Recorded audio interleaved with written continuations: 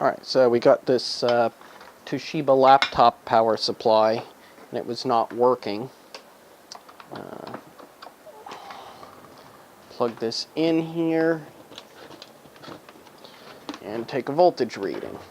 The light comes on, life looks good. Set this to DC volts. Center is positive, that's negative. 19.33 volts. Now if I put a load on here, I've got two car tail light bulbs. At 12 volts they're 2 amps apiece, so that's probably it's slightly more, and this is supposed to be able to put out 3.16, so that'll be little on the high side, but that's actually what it was doing when it was connected to the laptop, trying to charge the laptop as well. If I try just one bulb, it does light up. Lights up brighter than it should, but it lights up, so. Clearly, though, when it was connected to the laptop, it was pulsing, so something is very wrong with it. It's not providing the requisite amount of power. I was hoping that it would be like a laptop supply that I previously took apart and just a broken wire, but it's not. It's still glowing, so I have to be careful here. They did something odd. There's 2 of these shields. I don't know if they screwed up in manufacturing and put 2 of these shields on, or what the heck they did. It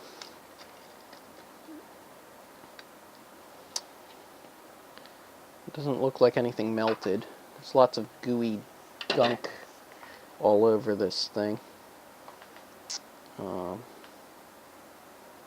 Love to locate the power supply capacitor so I can make sure it's discharged.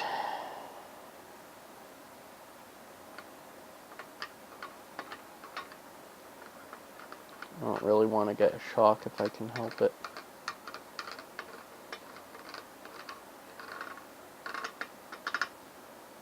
Alright. This is another one of these. They put some dinky screws with nuts, and the nuts probably... Oh wow, they actually used lock washers. China's gone up in quality.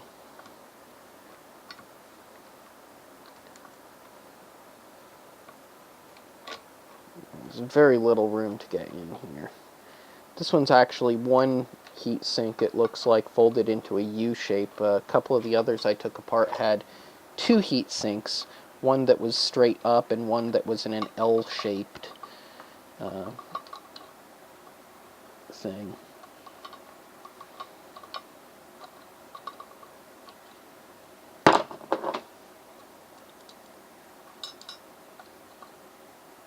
Alright.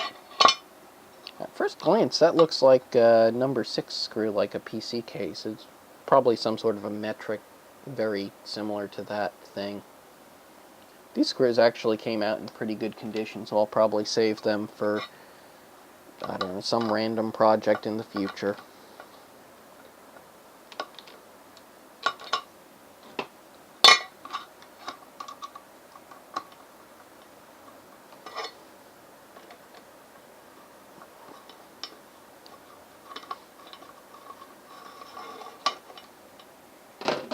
Alrighty.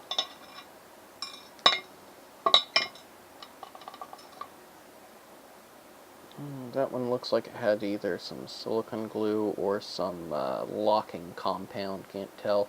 It also came out in pretty good shape compared to some of the others that I took apart. And how hard will this be to get this apart?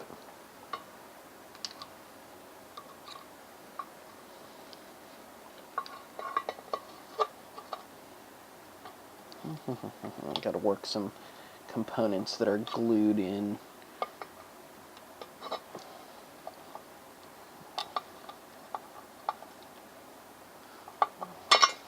There we are.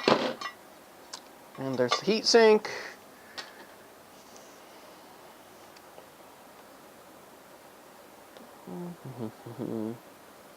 Again, nothing jumping out. None of these components seem to be wiggling excessively.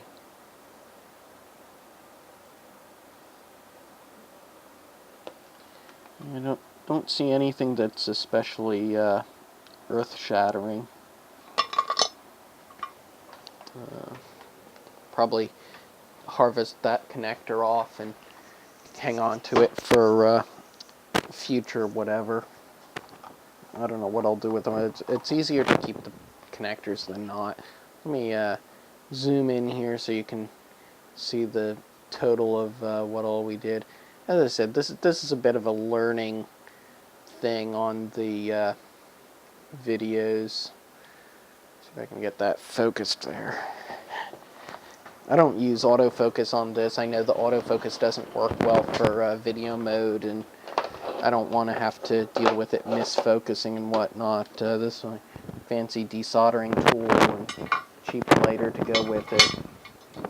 So here is a slightly closer look at the laptop power supply that I took apart. Nothing seems to be burning, melted, whatever. It's got a bunch of gunk all over it. A couple components that look like they're maybe not populated. That looks like it could have been a transistor for something. Have to see what's up with that. And this was the one that just doesn't work at all for no apparent reason. That was the one that actually came with a computer. It wasn't a aftermarket thing. I had to replace it with one of these 12-volt aftermarket things that does work. This one doesn't have anything obviously amiss with it. Nothing obviously burning, whatever. I hope I'm keeping these in the frame. This is a slight learning experience here for me as well. And this is the high current 12-volt one.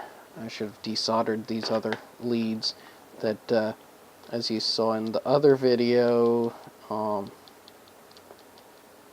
that's probably why the power got unstable and the LED controller, Arduino, and whatnot started rebooting, and then it would become unstable as if the switching was having issues.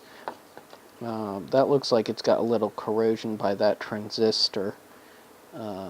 Probably didn't help matters any, but yeah.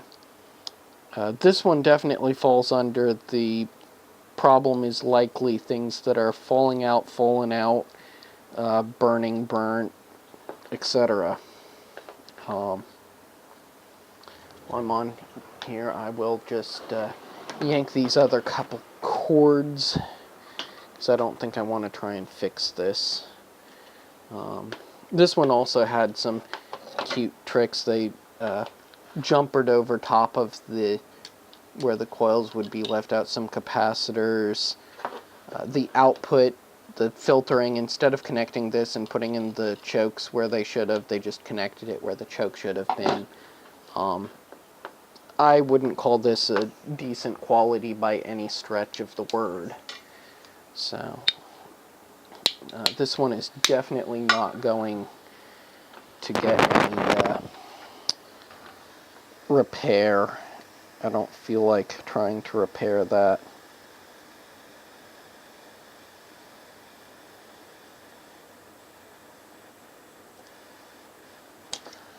There we go. She's unsoldered.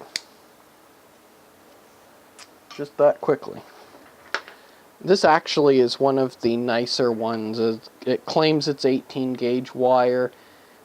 I could probably be convinced that might be 18 gauge wire. Maybe 20. It looks better than some of these I've had that brag 10 amps and have a itty bitty strand on them. Let me see if I can find one of those. Yeah, this was one of the other power supplies that I took apart and claimed it was a 10 amp power supply, but these wires are very tiny. They look like they're maybe 22 gauge. Certainly not for 10 amps, but that's what happens when you order stuff from China. I don't see on this one markings for the wire gauge.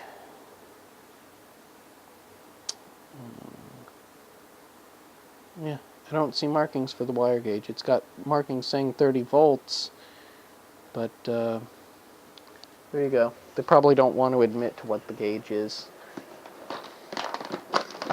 That would that would probably make people not want to use it. And this laptop one, since it wasn't working reliably for the laptop, we're not going to trust it. I don't have anything else, even if I could get it working, that would use the 18-ish volts. I don't think. So I will unsolder that as well. It looks like the blue wire needs to go first. Bernie junk.